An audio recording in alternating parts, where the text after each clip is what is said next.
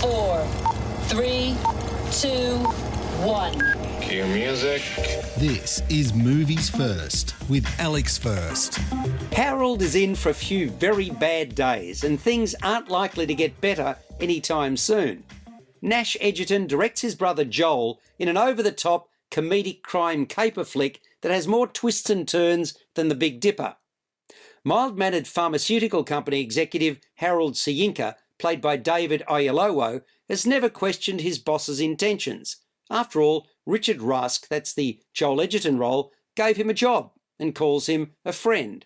But all that's about to change, and how.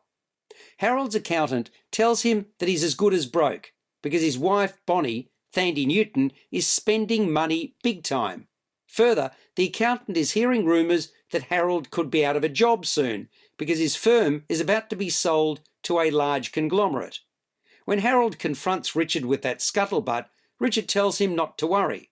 Instead, Richard and fellow exec Elaine Markinson, Charlize Theron, who's in a hot and heavy relationship with Richard, accompany Harold on a business trip with an ulterior motive, to Mexico. It's there that the trouble really begins, because unknowingly, Harold becomes the target of a drug kingpin and his lackeys. But they're not the only ones who want a slice of the action. Suddenly, Harold's life is being pushed and pulled from pillar to post. A secondary plot that will, in time, intersect with the former involves a good-hearted music store manager, Amanda Seyfried, and her jaded musician, drug mule British boyfriend, Miles, Harry Treadaway. It's difficult to know which character is more crooked or corrupt than the next. Safe to say that Harold is the naive good guy, and some of the baddies are more horribly bad than others who are simply bad. You're listening to Movies First. For more, like us on Facebook and follow us on Twitter. Gringo is a fun-filled romp that thrives on and relishes excess in its various incarnations. One thing's for sure, tempered behaviour is not part of this offering.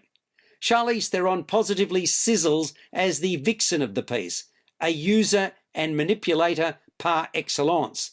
She certainly knows how to have fun in a picture, and when excess is called for, she gives it her all.